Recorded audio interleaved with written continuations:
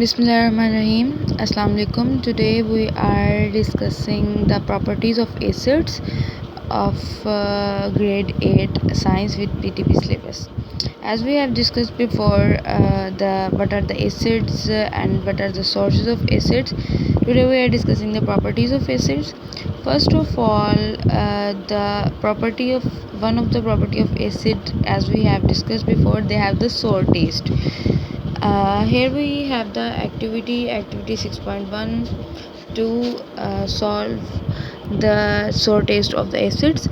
You will take the test tube, water and a dilute acetic acid. Dilute acetic acid is also known as the vinegar.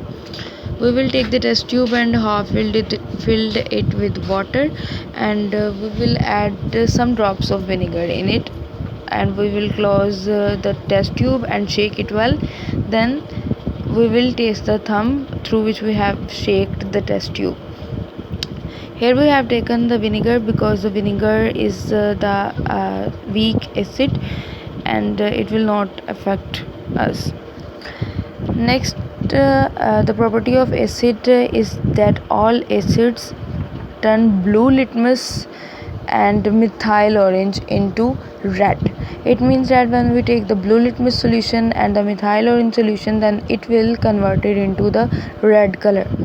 Here we have the activity 6.2. We will take acids such as sulfuric acid and hydrochloric acid, and we will take also the dilute sulfuric acid, and we have to test the blue litmus and methyl orange. We will take them both. Okay, next we will take an acid into the test tubes. We will take two separate acids into separate test tube and label them, and we will add some drops of blue litmus, 2 to 3 drops of blue litmus and methyl orange, and the third one indicator is phenolphthalein, and we will turn 1, 2 and 3, label them, and we will add them separately. We will observe that the acid will convert blue litmus and methyl orange into red solution. In the next, litmus solution, and we will take the sodium hydroxide solution. Sodium hydroxide solution will also convert that solution into red color. Next, these were the two properties of acids, that all acids have sour taste and all acids turn blue litmus into methyl orange. Next, the third property of acids are that the strong acids are corrosive. Corrosive means it can burn it can burn things. It can burn your skin and destroy the fabrics and also the tissues. And next we have the aqueous solution. When we made the aqueous solution of the acids, then they are good conductors for the electricity.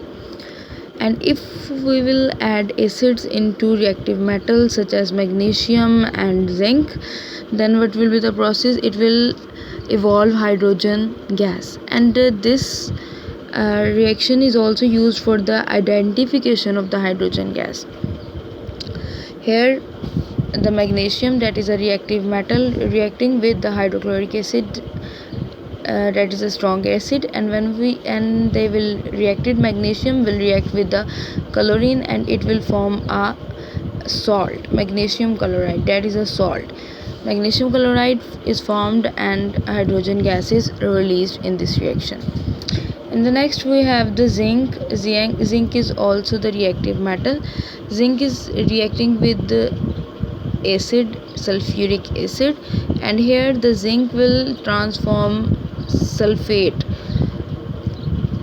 It will evolve the sulfate from the sulfuric acid and it will form zinc sulfate in the product. Zinc sulfate is also one of the salt that is produced by the reactive metal zinc, and in the reaction we left with hydrogen, so hydrogen gas will be released from the reaction. As we have discussed, this reaction of acids with the reactive metals is also used to detect the hydrogen gas as a hydrogen test. Okay, here we have the hydrogen gas produced in the reaction. Here with the diagram, reaction is shown. In this we have the apparatus stand and the test tube with the cork so that the gas will not evolve from the reaction. And in the test tube we have the dilute sulfuric acid, this one, and the zinc granules into the test tube. And when we mix them, then bubbles of hydrogen gas are produced. These bubbles are converted through the delivery tube into the tub that have the soap solution. In this, the cork is used so that the bubbles of hydrogen gas doesn't release into the air and are safely converted by the delivery tube into the tub or the tank. And here the hydrogen gas bubbles are produced. These bubbles that are filled with soap because the tub is filled with soap solution. And the bubbles, when we bring a candle near to these bubbles, then a pop sound is produced. This pop sound is due to the burning of hydrogen gas. So this reaction may also be used as a hydrogen test.